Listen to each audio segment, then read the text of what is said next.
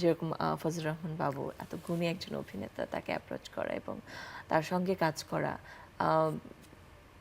এই যে একটা নতুনভাবে নতুন একটি গল্প তুলে ধরা, সব মিলিয়ে আসলে আপনার কেন মনে হলো যে এই গল্পটা তুলে ধরার জন্য আমার ফজলুর রহমান বাবুকে লাগবে, কিংবা দীপক সুমনকে লাগবে, কিংবা আমিনুর রহমান মুকুল তাকে লাগবে?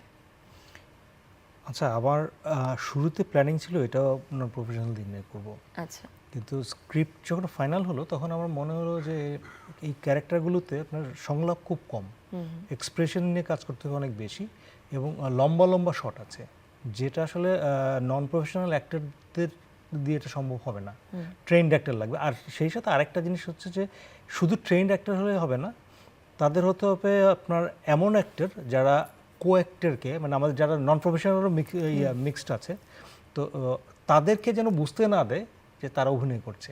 তো সেজন্য আমার মনে হচ্ছিল সবচেয়ে সিজনড অভিনেতাদের আমার দরকার। তো প্রথমেই আমি আসলে এর মধ্যে বাবু ভাইয়ের কথা চিন্তা করেছিলাম। তো বাবু ভাইকে সাপোর্ট করতে পারে এমন লোক খুঁজতে খুঁজতে আসলে বাকিদের এইভাবে আর কি। আর যেটা বললাম যে আমার এখানে যেমন বাবু ভাই এটা প্রধান চরিত্র, কিন্তু পুরো ছবিতে বাবু ভাইয়ের কিন্তু কোনো ডায়লগ নেই, যেটা নন অ্যাক্টরদের পক্ষে আসলে ডায়লগ ছাড়া এই চরিত্রটাকে পোর্ট্রে করা একটু ডিফিকাল্ট ছিল। সুখ ও আনন্দের ধারায় ছোট সংসার হোক পরিবার পরিকল্পনায়, জনস্বার্থে সেন্সেশন।